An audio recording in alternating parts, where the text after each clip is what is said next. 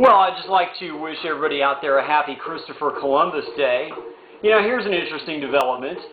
There has in recent years sprung up an entire movement to try to discredit Cristopher Columbus. Can you even believe that? No, seriously.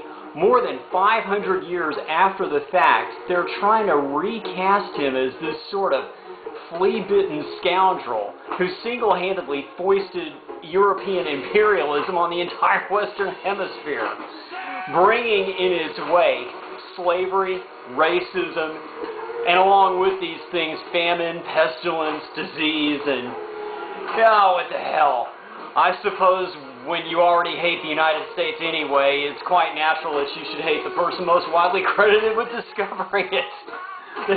That actually makes perfect sense now that I think about it.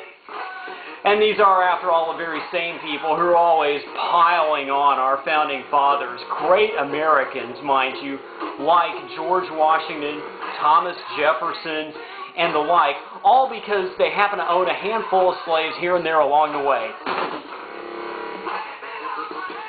Not that I would ever defend any of these people on slave ownership, of course, but that's not really what this is about, any more so than I would try to deny any of the information about Cristopher Columbus. It's all out there, readily available. You can look at it, and you know what? There might even, in some very small way, be some truth to it. But here's the thing. Human consciousness continues to evolve to ever higher levels all the time. If you don't get that, you're not even being a very good liberal. But take your own life, for example. Aren't there things, if you could go back 5 or 10 years, aren't there things in your past you would distance yourself from today? Let alone if you're old enough to go back 20 years or more. And the point here is that if you try to take today's higher level of consciousness and use our standards on people who came hundreds of years before us, well, of course there's going to be a breakdown. These people are going to come short every single time. The Native American Indian, but come on. These people pillaged, plundered, and enslaved one another for thousands of years before Columbus ever even got here. And they slaughtered the wild American buffalo damn near to extinction. You know, I think Jesus put all this into perspective best when he said, "Let he who's without sin cast the first stone." But you know, now never mind.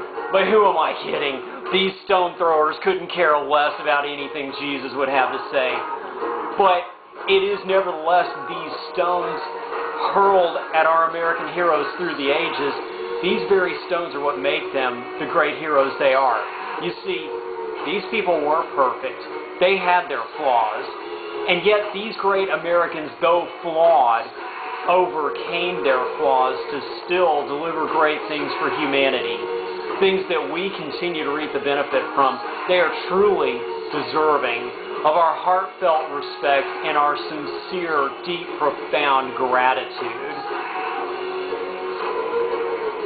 I hope that helped to clarify.